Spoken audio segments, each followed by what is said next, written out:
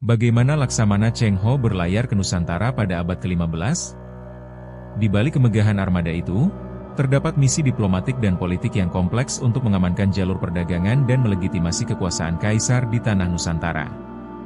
Pada awal abad ke-15, Asia Timur berada di bawah kendali dinasti Ming yang baru saja mengusir bangsa Mongol. Tiongkok memposisikan diri sebagai pusat gravitasi ekonomi dan budaya. Kaisar Yongle, pemimpin yang ambisius, ingin memperluas pengaruhnya melalui sistem tribut. Dalam sistem ini, negara-negara asing mengirim utusan dan persembahan sebagai tanda pengakuan terhadap legitimasi Kaisar Tiongkok sebagai penguasa tertinggi. Sementara itu, wilayah Nusantara menjadi titik temu perdagangan dunia karena produksi rempah-rempah yang tinggi. Kerajaan-kerajaan di Jawa dan Sumatera bersaing menguasai jalur laut strategis yang menghubungkan India dan Tiongkok. Kondisi politik lokal yang terfragmentasi ini menjadi celah bagi dinasti Ming untuk masuk.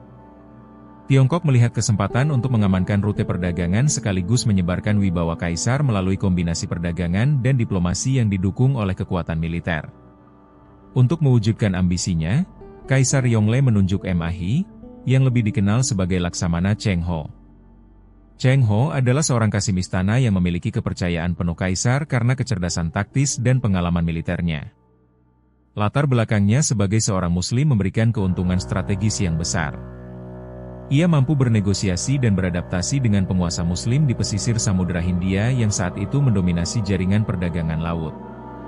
Cheng Ho mengelola armada dengan skala yang belum pernah ada sebelumnya.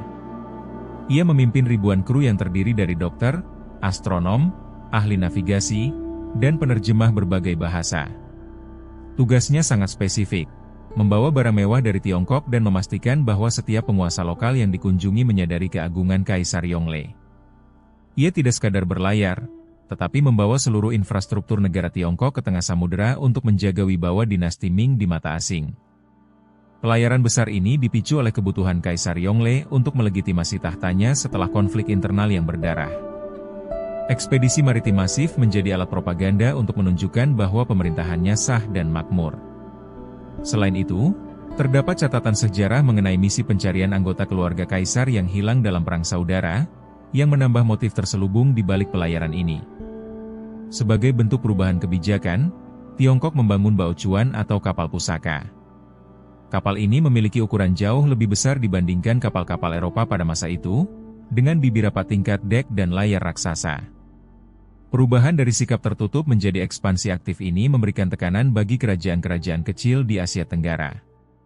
Mereka dipaksa memilih, masuk ke dalam sistem tribut Ming untuk mendapatkan perlindungan dan akses dagang, atau berisiko berhadapan dengan kekuatan militer Tiongkok di laut. Kehadiran armada Cheng Ho di Nusantara tidak selalu diterima tanpa syarat.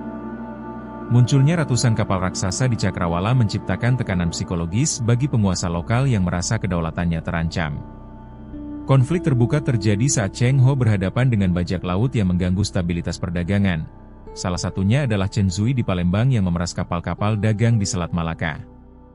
Ketegangan juga muncul dalam bentuk diplomasi yang kaku. Tiongkok menuntut upeti rutin sebagai tanda ketundukan, sementara penguasa di Nusantara ingin tetap mandiri namun tetap memperoleh akses barang dari Tiongkok. Setiap persinggahan menjadi momen risiko tinggi. Kesalahan dalam protokol istana atau penolakan terhadap permintaan utusan kaisar bisa dengan cepat memicu bentrokan militer yang mengancam stabilitas kota pelabuhan. Titik balik terjadi ketika Cheng Ho menggunakan kekuatan penuh untuk menumpas bajak laut Chen Zui dan membawa para pemimpinnya ke Tiongkok untuk diadili. Kemenangan ini mengirimkan pesan tegas bahwa armada Ming berfungsi sebagai polisi laut yang mampu menjaga ketertiban samudera. Setelah peristiwa ini, banja kerajaan lokal justru berlomba mengirim utusan ke Tiongkok untuk mengamankan hubungan diplomatik. Strategi Cheng Ho kemudian bergeser dari intimidasi menuju kerja sama budaya dan agama. Ia menggunakan identitas muslimnya untuk mendekati para sultan di pesisir Sumatera dan Jawa. Pendekatan ini menciptakan rasa kepercayaan dan persaudaraan. Pengaruh Tiongkok tidak lagi dipandang sebagai ancaman pendudukan, melainkan sebagai mitra strategis yang memberikan perlindungan politik dari musuh lokal sekaligus membuka akses keuntungan ekonomi. Puncak dari pelayaran ini adalah terbentuknya jaringan perdagangan terintegrasi dari Tiongkok hingga Afrika Timur. Di Nusantara, Cheng Ho berperan sebagai penengah dalam konflik politik antar kerajaan di Jawa, memastikan jalur rempah tetap terbuka tanpa satu pihak mendominasi secara ekstrim. Hal ini menciptakan stabilitas ekonomi yang menguntungkan banyak pihak. Proses pertukaran barang terjadi dalam skala masif. Porselen, sutra, dan teh dari Tiongkok ditukarkan dengan rempah-rempah, kayu cendana, dan hewan eksotis dari Nusantara. Pertukaran ini menciptakan ketergantungan ekonomi yang kuat.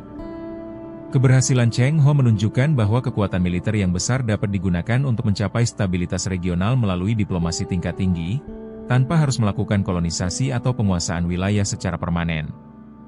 Dampak langsung pelayaran ini adalah tumbuhnya komunitas Tionghoa di kota-kota pelabuhan Nusantara. Kru kapal, pengrajin, dan pedagang yang menetap membawa teknologi baru, mulai dari teknik pertanian, pertukangan, hingga navigasi bintang. Terjadi asimilasi budaya yang kuat dalam arsitektur dan kuliner yang jejaknya masih ada hingga saat ini. Namun di Tiongkok, biaya ekspedisi yang sangat besar mulai membebani kas negara.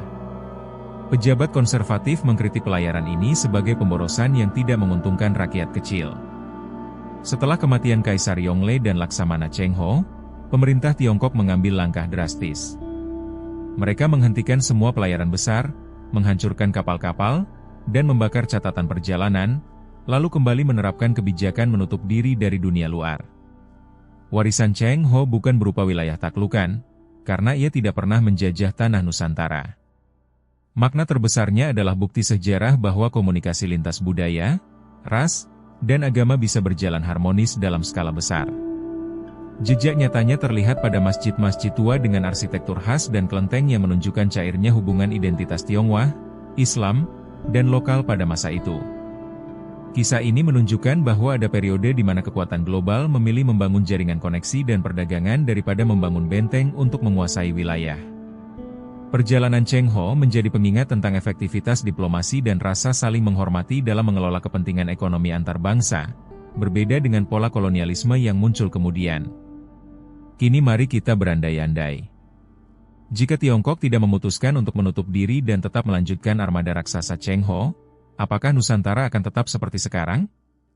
Ataukah kita akan menjadi bagian dari pengaruh Kekaisaran Utara jauh sebelum bangsa Eropa datang dengan misi kolonialisme mereka? Tuliskan analisis kalian di kolom komentar untuk kita diskusikan bersama.